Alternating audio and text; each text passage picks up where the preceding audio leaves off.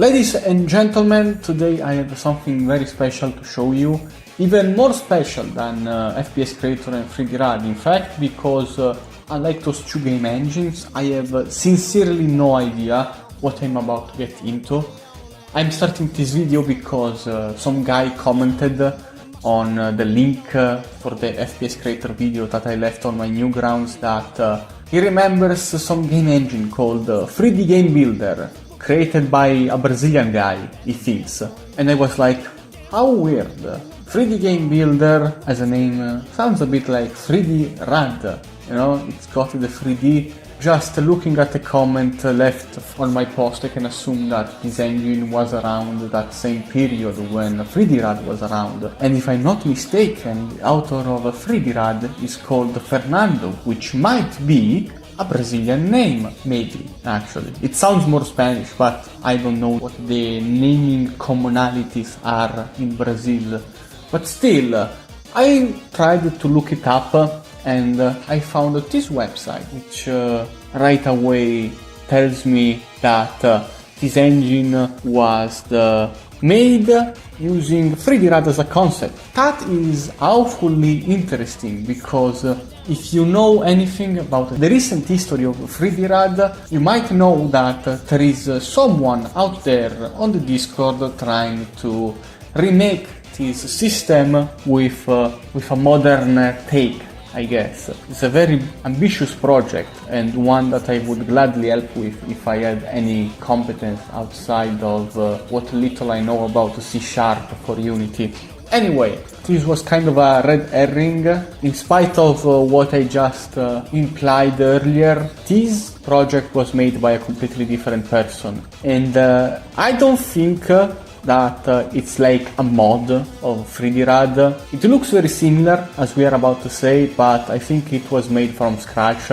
Otherwise, I think the guys who are working on 3D Rad Space, the remake of 3D Rad, might want to watch this video, because apparently you don't have to do everything from scratch. Unless, of course, that was the intention. I don't remember. I might have to check out. Maybe it was deliberate. Anyway, no, Fernando is Spanish, the author of 3D Rad, and the author of this engine is called Edirley Soares de Lima, and he is someone else completely unrelated. But still, I was intrigued by this new discovery and I wanted to investigate. I wanted to create a video kind of like the one of 3D Rad and FPS Creator. There is a couple of problems though. One of them is strongly related to how obscure this engine has stayed throughout its lifespan. Apparently, if you look at the forums, they are all exclusively in Portuguese. You might already be aware of that, but most people don't speak Portuguese. A lot of them do in Brazil, I assume,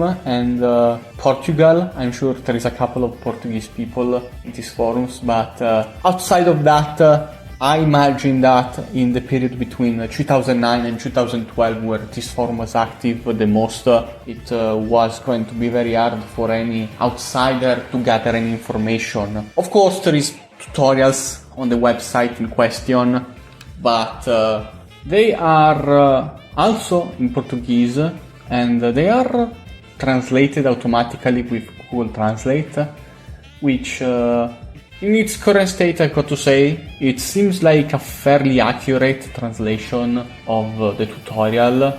So I guess if I wanted to opt in and start trying this engine in 2024, it wouldn't be as difficult, but again, back in the day, probably not as easy, since Google Translate used to be considerably worse back then.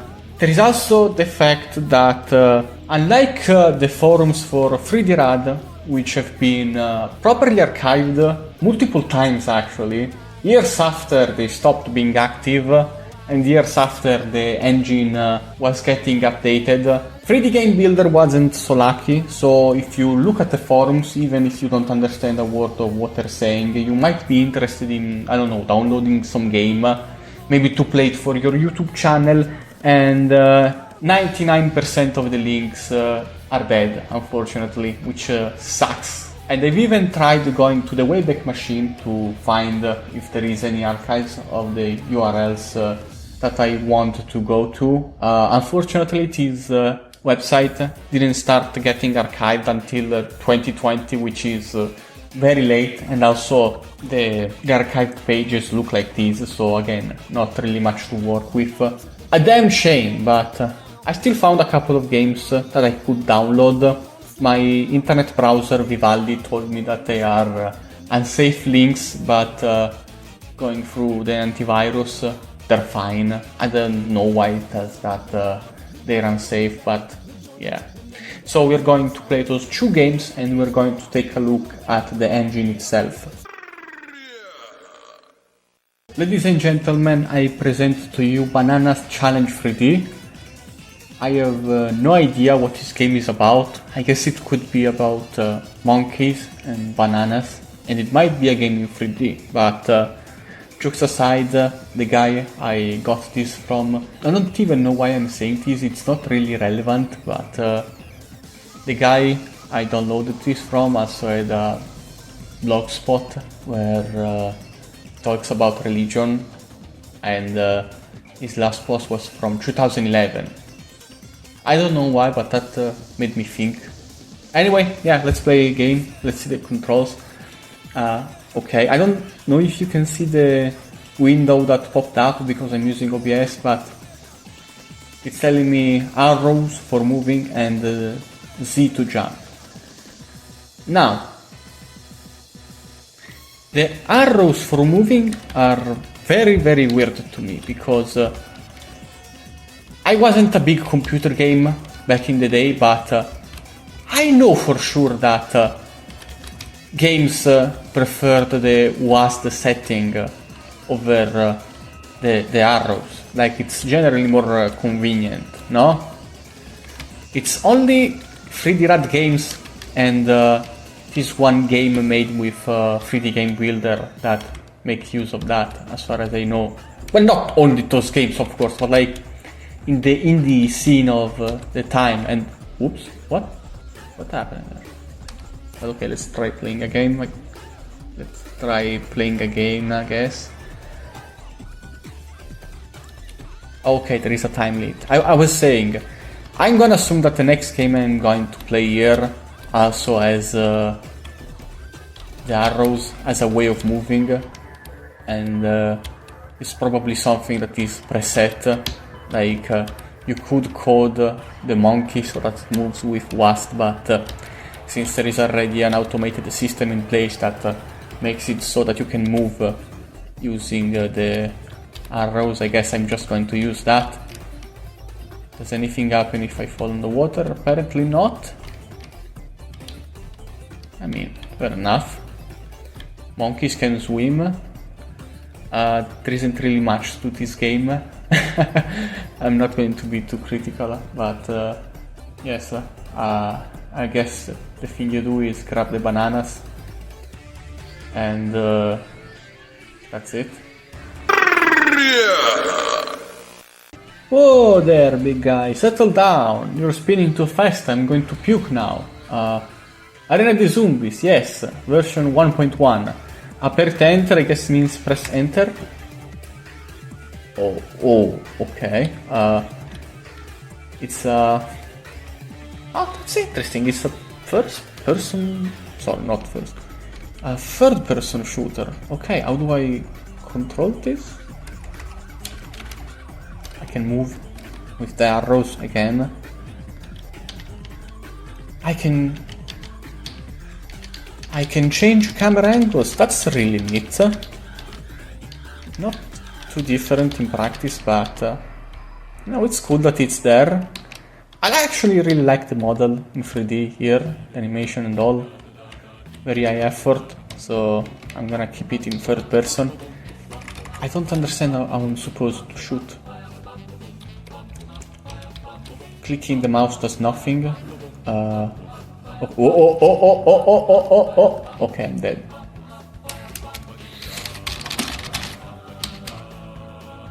I am pressing anything and nothing. Oh, what did I just do? What? Oh, there is another camera angle. Oh god, I'm dead again. There is no control text file in the thing that I downloaded. Maybe I have to click the gun here manually. No, nothing happens. Apparently I am disarmed, but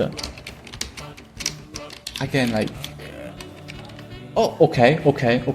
Oh, I had to press 2, which, I mean, of course I had to press 2, right? Looking back, I probably should have figured that out earlier, but okay, so I can shoot now. Okay, with A. Interesting choice there.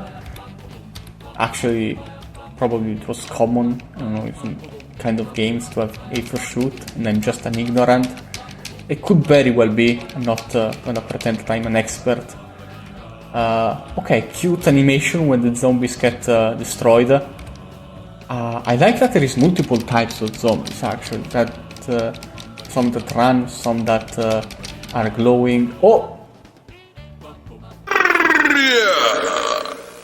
Alright, last thing I'm going to take a look at before we shut this down. Of course, the game engine itself. I haven't done anything. This is like my very first time opening it, and I really like this little message from the author of the engine. I like that there is stuff like Google Talk and Google Plus, and how ancient this whole thing looks. Very 2012. Last FM. Oh god, I'm going to totally check this out. Okay, well, he really likes Breaking Benjamin and the Shinedown, so there is that. I've never listened to any of them, but I'm sure a lot of the people in the comments, if this video gets any traction, will praise this choice of music. Anyway, let's get down to business. Hello there everyone, sorry for the slight time skip. I was a bit confused by a couple of things, and I also used this break, I guess, to edit the rest of the video. Anyway, we're back, and yes, this is causing me a couple of issues here, because I was expecting this to be a bit more like 3D RAD, in the sense that 3D RAD has a ton of assets that you can just plop into a scene, you know, and it would be relatively easy to sort of make a showcase out of that, since, you know, every object has its own set of properties.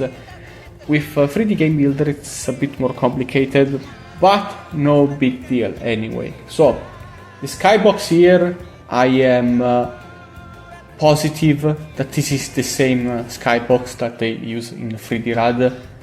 I don't know if it's true, but it sure looks like it, and yeah, that's funny, nothing really important. You have some properties that you can apply directly to a scene. For example, gravity force here. I remember in 3D RAD it was called gravity force, like the same thing, and probably it's a blanket term used among multiple engines. It could very well be, but regardless, gravity force and a lot of other stuff that kind of applies to the whole scene. Okay, this is interesting, or maybe it's not, maybe it's just me showing my ignorance, because I haven't properly used many engines and Unity is the one that I use the most. But 3D RAD again used this system where you can, through no use of actual script, create these functions within an object. For example, if you click on a sprite or whatever, you can make it activate this action, and yeah, that was neat, very useful for the likes of me. Here I'm seeing though something that makes me assume that you have to write this manually. I suppose that's the language of AngelScript, stuff like on click, on collision, on loop. Maybe it's built in the language, and you just have to, I suppose, use these graphics to make the process of coding slightly quicker than if you were just to write down from scratch, but not as convenient if you were using 3D RAD. So that's that. We have a weapon object here, and well, I really have nothing to say. I mean, I see a lot of numbers. I guess the height is I don't know if it's the model itself or like the range of shooting. Form, sphere, cube, external. I don't think this does anything for this specific object. Enable true or false, of course, pretty self-explanatory. Object default, material. Suppose this is like the texture of the object. You're not seeing any change here, so I don't know what to make of that. Okay, at the actual scale there, you can change the height, the length, and all of that.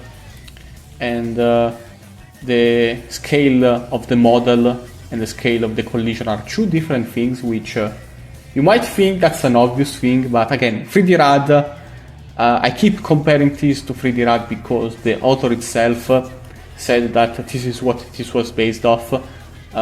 Those two things aren't interchangeable. You have to create two separate jobs.